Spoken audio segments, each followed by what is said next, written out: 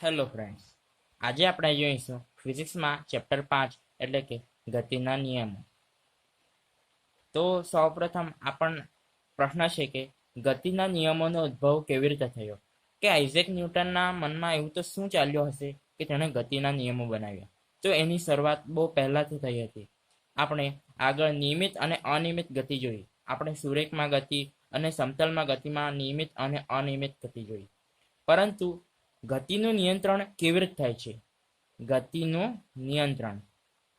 નિયંત્રણ કેવી રીતે થાય છે તે હવે આપણે જોવાના છે. તો ધારો કે આ કોઈ સ્થિર પદાર્થ છે.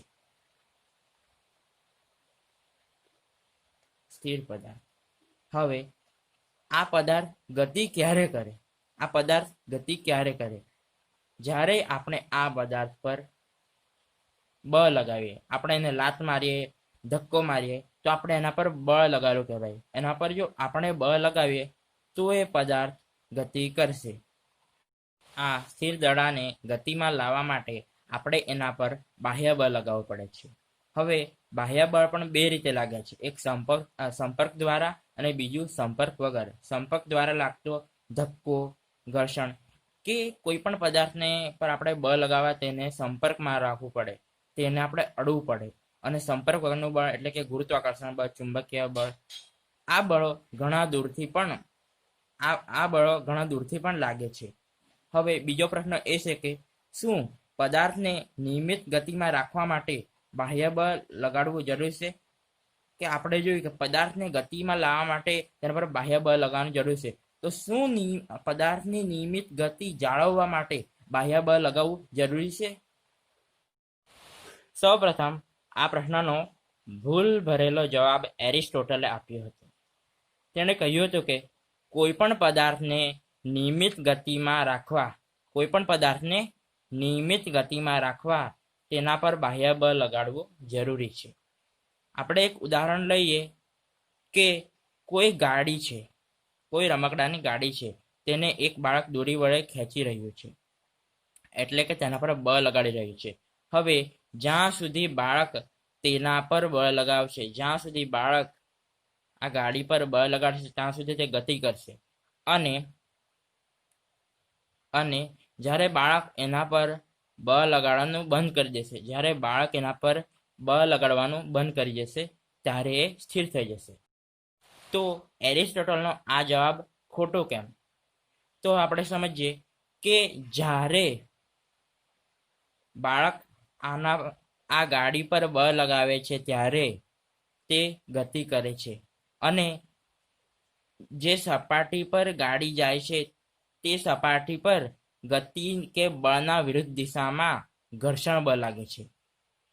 આના કારણે બાળક જ્યારે બળ લગાડવાનું બંધ કરે છે ત્યારે ઘર્ષણ બળના કારણે ગાડી બંધ થઈ જાય છે.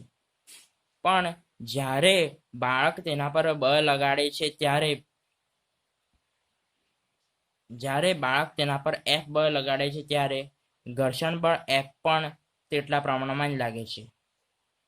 તેથી આનું F નેટ એટલે કે ચોખ્ખું પરિણામી બળ એ શૂન્ય હશે. એરિસ્ટોટલે આનો જવાબ સામાન્ય અનુભવ દ્વારા આપેલો હતો, જે ખોટો હતો.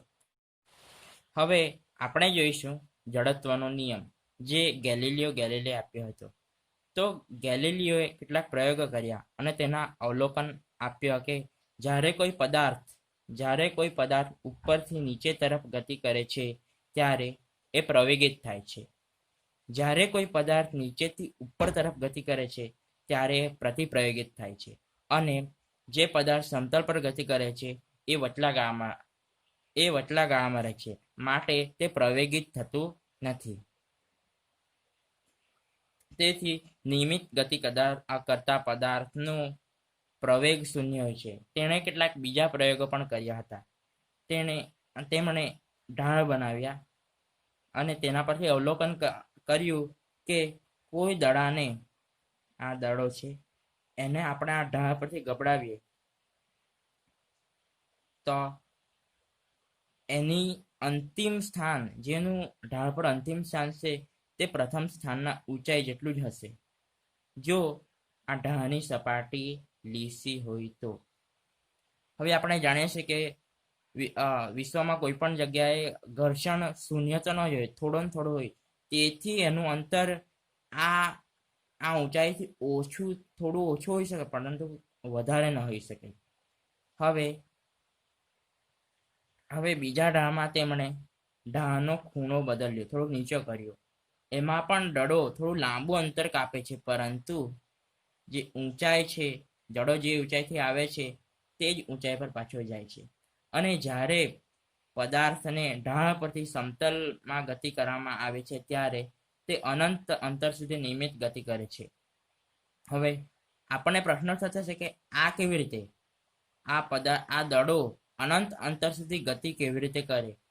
આપણે જો પ્રાયોગિક રીતે આ પ્રયોગ કરીએ તો દડો થોડા સમય પછી સ્થિર થઈ જશે, કારણ કે આપણે જે સપાટી પર દડાને મોકલીએ છીએ તેના પર ઘર્ષણ બળ હોય છે, જે સાપેક્ષ ગતિનો વિરોધ કરે છે, જેથી દડો સ્થિર થઈ જાય છે. પણ જો સપાટી પર ઘર્ષણ 0 હોય, સપાટી પર ઘર્ષણ શૂન્ય હોય, તો પદાર્થ અનંત અંતર સુધી ગતિ કરશે.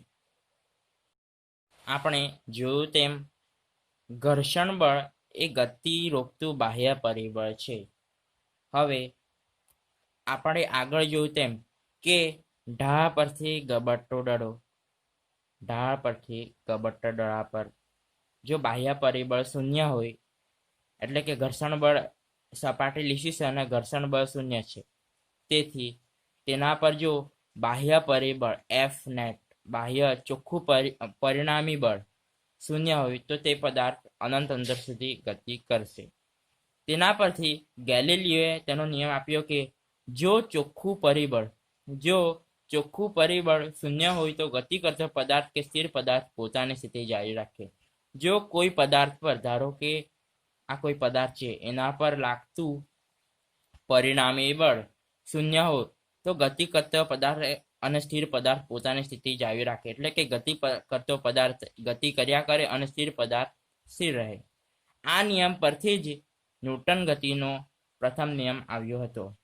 હવે આપણે જોઈશું ન્યૂટન્સ ફર્સ્ટ લો, એટલે કે ન્યૂટનનો ગતિનો પ્રથમ નિયમ. જો કોઈ પદાર્થ પરનું બાહ્ય બળ શૂન્ય હોય તો તેનો પ્રવેગ પણ શૂન્ય હોય. જો કોઈ પદાર્થનું બાહ્ય બળ શૂન્ય હોય તો તેનો પ્રવેગ પણ શૂન્ય હોય, અને બાહ્ય બળ લાગતું હોય તો પ્રવેગ પણ અશૂન્ય હોય. આ ન્યૂટન ગતિનો આ નિયમ પરથી આવ્યો હતો.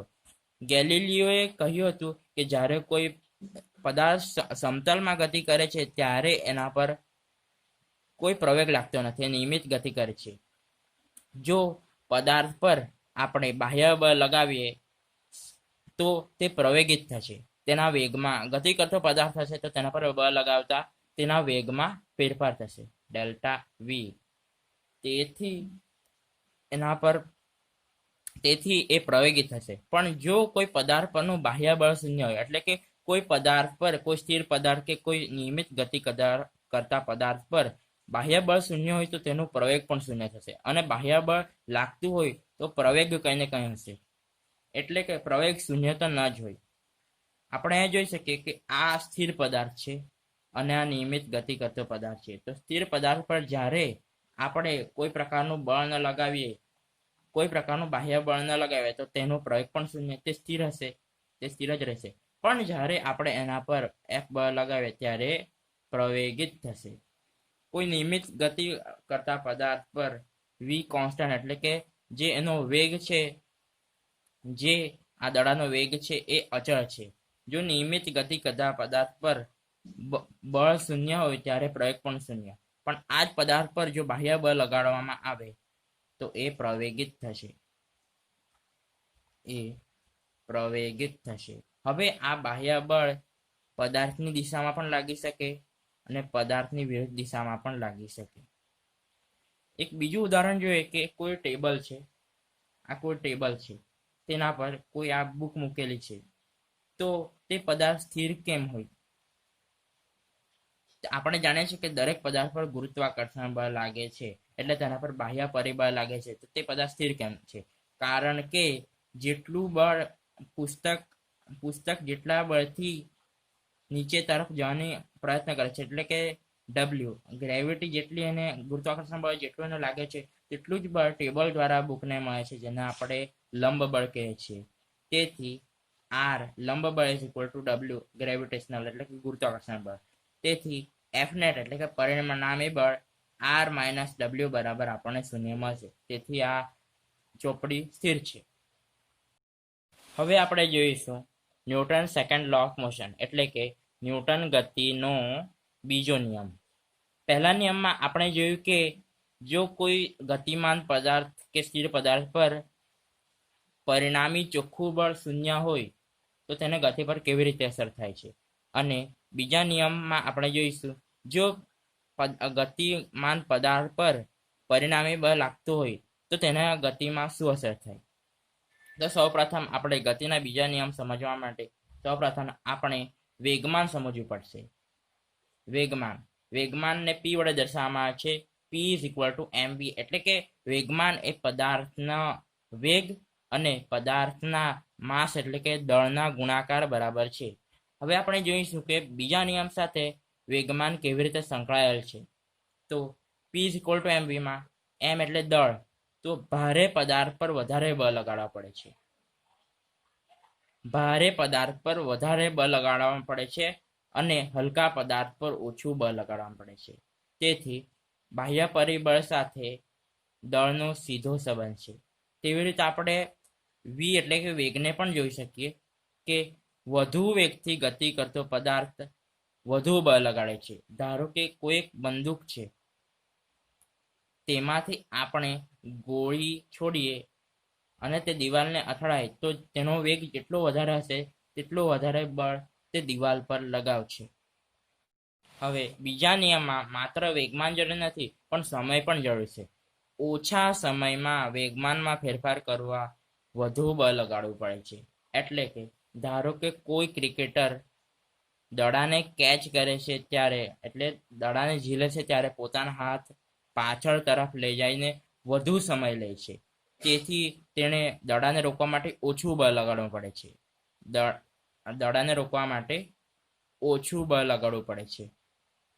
જ્યારે કોઈ વ્યક્તિ પહેલી વાર દડો પકડે છે ત્યારે પોતાનો હાથ સ્થિર રાખે છે, તેથી તે ઓછા સમયમાં બળને રોકવા માંગે છે. તેથી તેને વધારે બળ લગાડવું પડે છે અને તેથી તેના હાથમાં ઈજા થાય છે. આ એક એનું સારું ઉદાહરણ છે.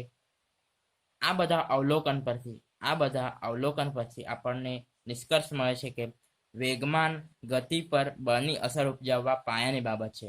કે વેગમાન ગતિ પર બળની અસર ઉપજાવવા માટે પાયાની બાબત છે. જુદા જુદા પદાર્થો પર સમાન બળ સમાન સમયમાં વેગમાનનો એક સમાન ફેરફાર ઉત્પન્ન કરે છે. એટલે કે જો જુદા જુદા પદાર્થો હોય અને તેના પર સમાન બળ લગાડવામાં આવે તો તે નિશ્ચિત એટલે સમાન સમયમાં વેગમાનનો ફેરફાર એક સમાન ઉત્પન્ન થશે. એટલે કે જુદા જુદા પદાર્થો પર આપણે સરખું બળ લગાવીએ તો સરખા સમયમાં એટલે કે ટી સરખા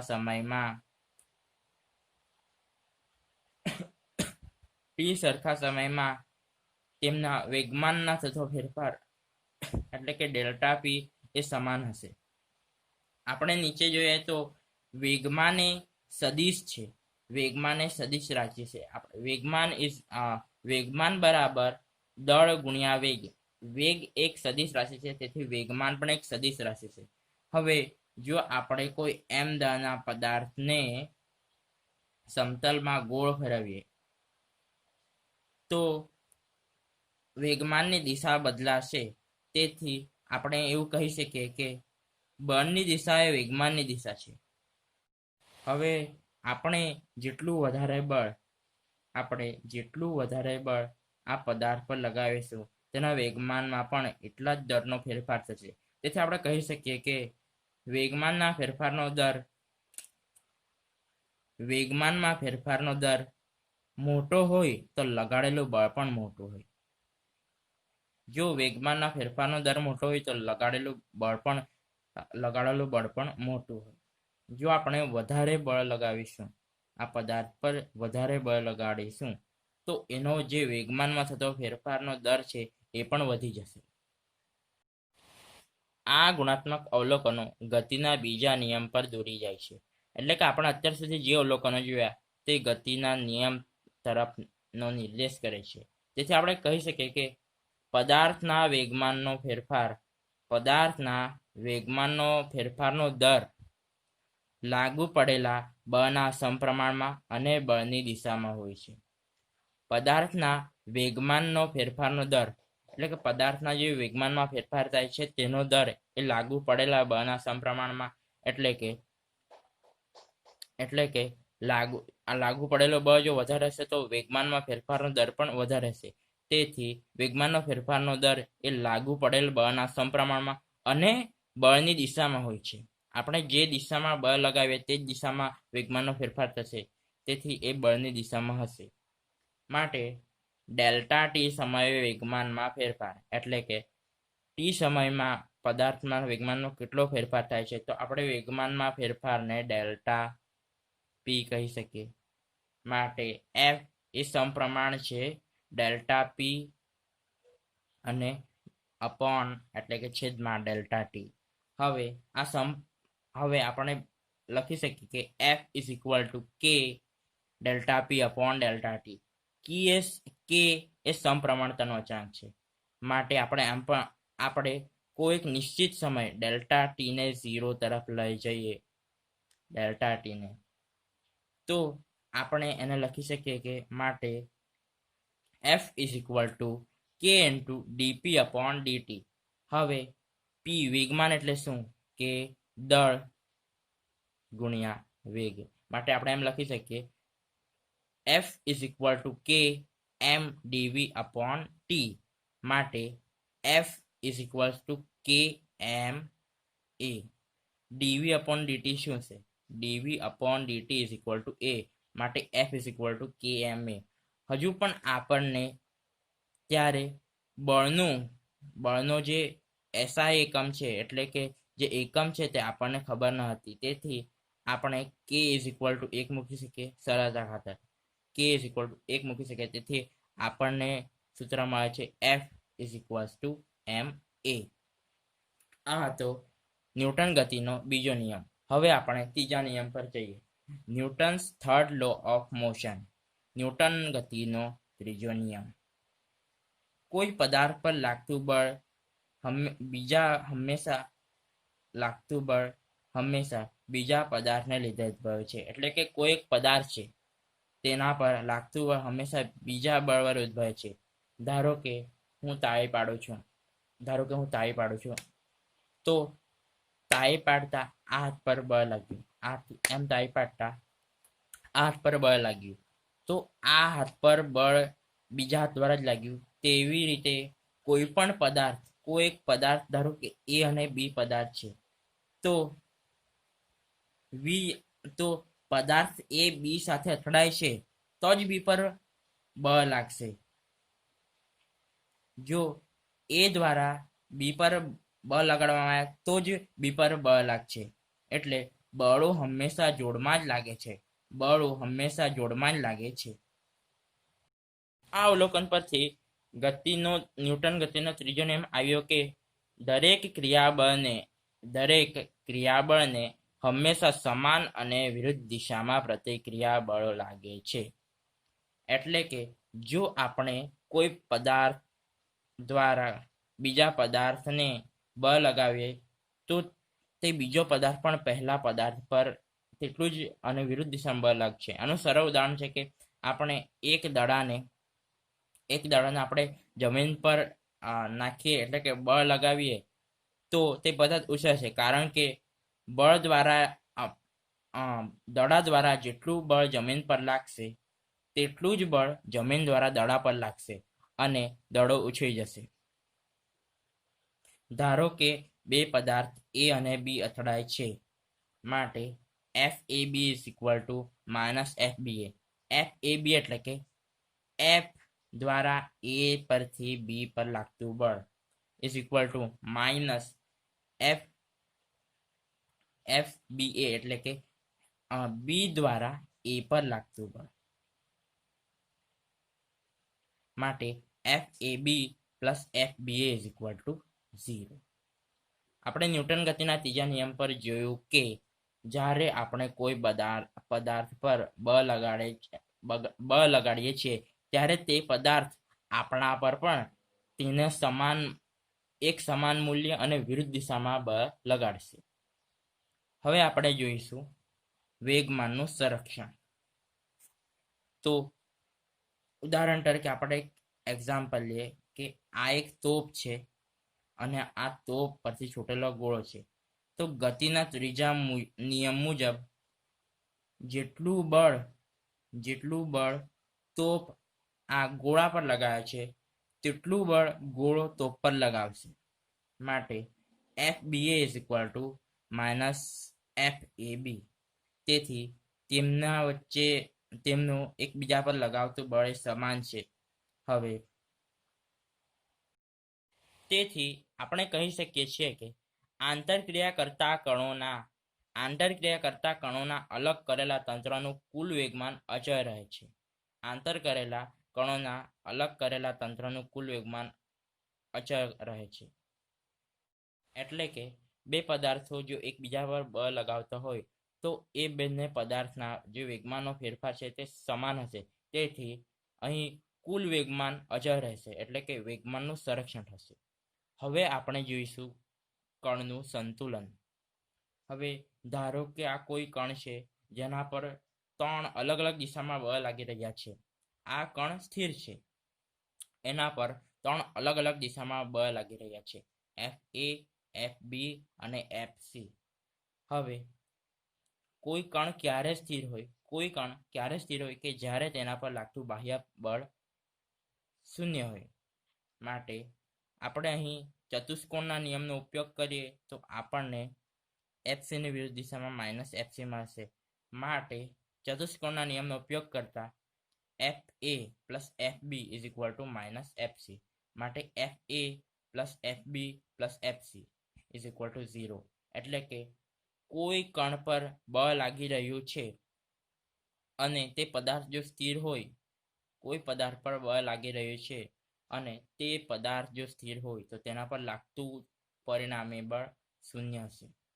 માટે આ પદાર્થ પર 3 બળ લાગી રહ્યા છે તો પણ આ પદાર્થ સંતુલિત છે. માટે F A plus F B plus F C is equal to 0. હવે આપણે જોઈશું યંત્રશાસ્ત્રના સામાન્ય બળો. તો તેમાં સૌપ્રથમ આવે છે ઘર્ષણ. ઘર્ષણ એટલે શું કે કોઈ પદાર્થ કોઈ સપાટી પર ગતિ કરે છે તો સપાટી દ્વારા સપાટીને સમાંતર બીજું બળ લાગે છે, તેની ગતિની વિરુદ્ધ દિશામાં બીજું બળ લાગે છે, તેને ઘર્ષણ કહે છે. આ કોઈ પદાર્થ પર એફ બળ લાગતા તે ગતિ કરે છે તો એફ બળ જેટલું જ જે સપાટી છે તેના પરથી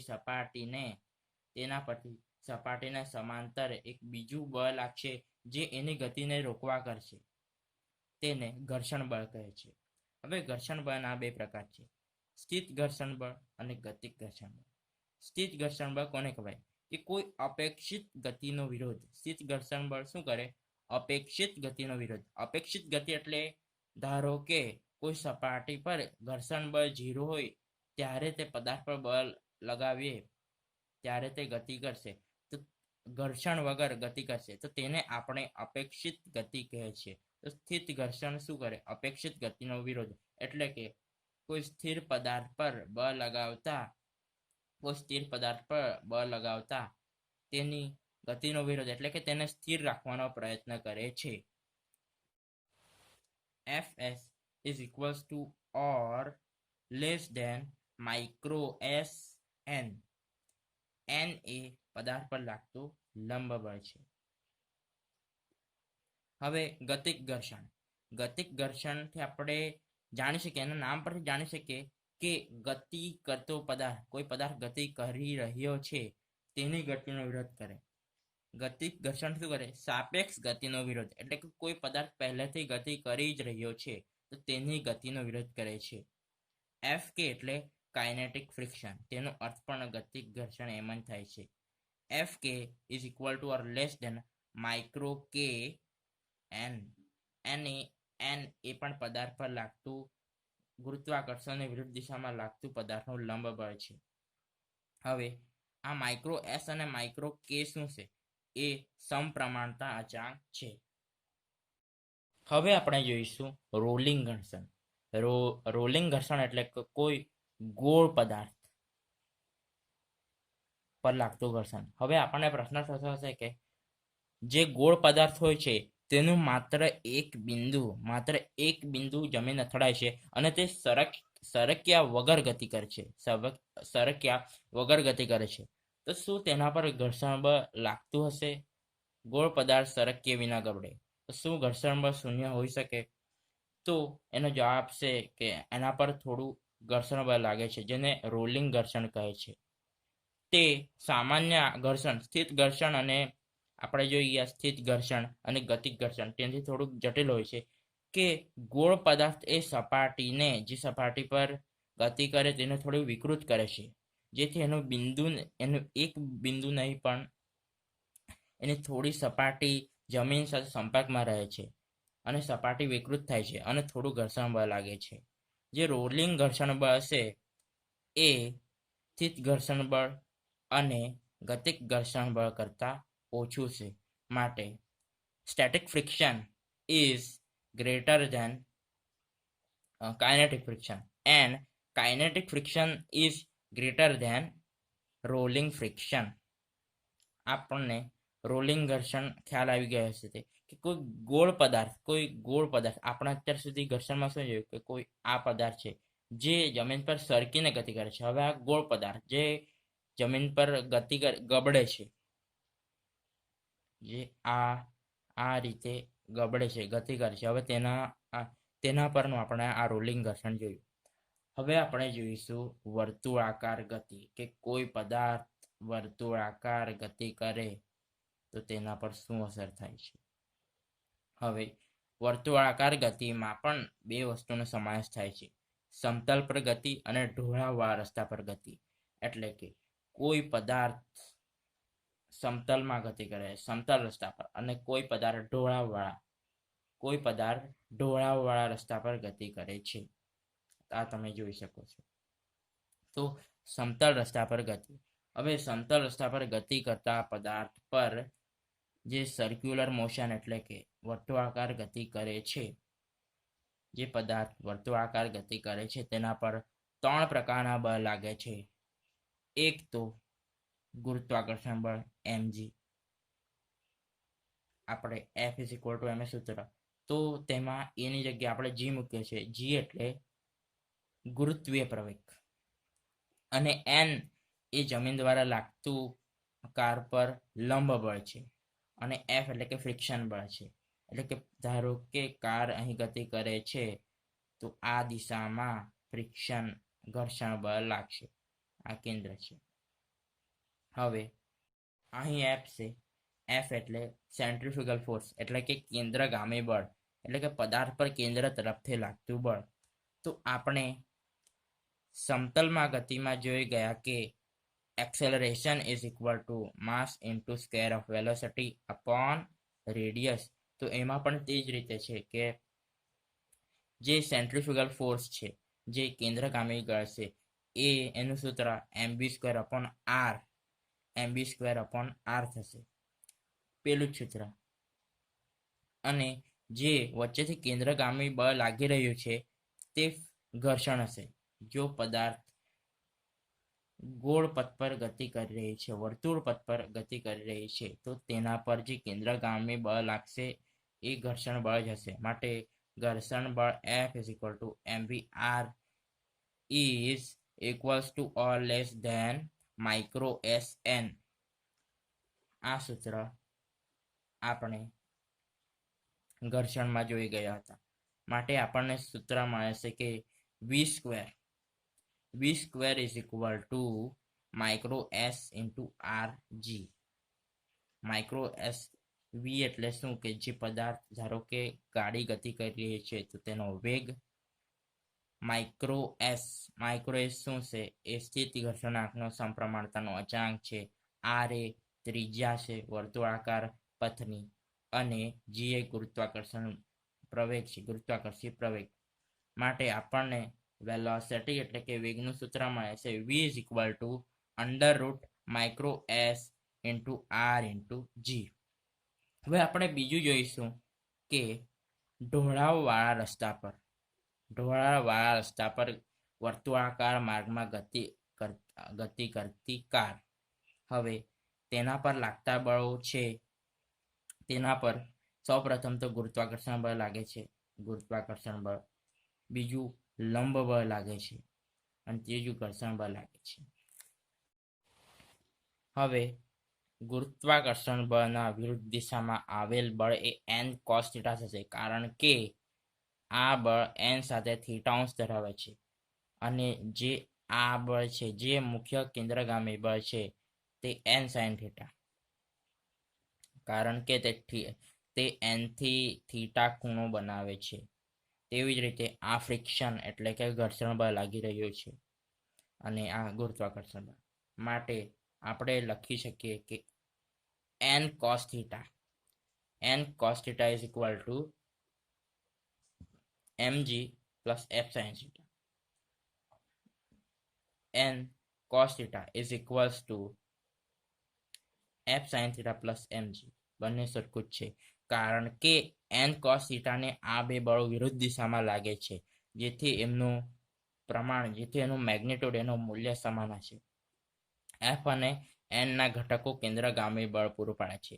f અને n ના ઘટકો એટલે કે n sin થીટા અને f cos થીટા એ કેન્દ્રગામી બળ પૂરું પાડે છે. માટે આપણે તેના પરથી લખી શકીએ કે n sin theta plus f cos theta is equal two mv square upon r. આપણને કેન્દ્રગામી બળ લાગે છે સૂત્ર ખબર છે, f is equals to mv square upon r. તો n sin theta plus f cos theta is equals to f જ થશે. તેથી આપણે લખી શકીએ કે n sin theta plus f cos theta is equal two mv square r. એને આપણે સમીકરણ 2 નામ આપીએ. અહીં force F is less than or is equals to micro s into n. સમીકરણ 1 માં આપણે આ કિંમત મૂકતા આપણને મળશે કે n cos theta is equal to mg plus micro s into n sin theta. એને આપણે સમીકરણ 3 નામ આપીએ. અને જે આ સૂત્ર છે જે સમીકરણ 2 છે તેમાં પણ આ કિંમત મૂકતા આપણને મળશે કે n sin theta plus micro s n cos theta is equal two mv square upon r. અહીં v સ્ક્વેર મેક્સ એટલે કે મેક્સિમમ એટલે કે મહત્તમ જે વેગ આપણને મહત્તમ મળશે. માટે સમીકરણ 3 પરથી આપણે n ને કરતા ગણીએ તો આપણને સૂત્ર મળશે કે n is equal two mg upon cos theta minus micro s sin theta. આ આપણને સમીકરણ 3 પરથી મળે છે. હવે n ની કિંમતને સમીકરણ 4 માં મૂકતા હવે આપણને n ની કિંમત મળી. આ કિંમતને આપણે જો સમીકરણ 4 માં મૂકીએ તો આપણને જે મળતું સૂત્ર છે તે છે mg sin theta plus micro s cos theta upon cos theta minus micro s sin theta is equal two mv square upon r. માટે મહત્તમ વેગ mx is equals to under route, આપણે એને 1/2 એટલે એનો અર્થ થાય છે અંડર રૂટ. માટે એને આપણે લખી શકીએ vmax એટલે કે મહત્તમ વેગ બરાબર under route r into g into micro s plus tan theta upon 1 minus micro s tan theta. આ રીતે આપણને જે વર્તુળાકાર ગતિ કરતા પદાર્થનો આપણને મહત્તમ વેગ મળી શકે છે. જો તમારે આ વિડીયો માત્ર તમારો આ ચેપ્ટરનો કોન્સેપ્ટ ક્લિયર કરવા માટે બનાવ્યો હતો. જો તમારે આ ચેપ્ટર વિશે ડિટેલમાં જાણવું હોય તો તમે કોમેન્ટ કરજો. હું તેના માટે એક અલગથી વિડીયો બનાવીશ. Thank you. આગળના વિડીયો જોવા માટે અમારી ચેનલ સબસ્ક્રાઈબ કરો.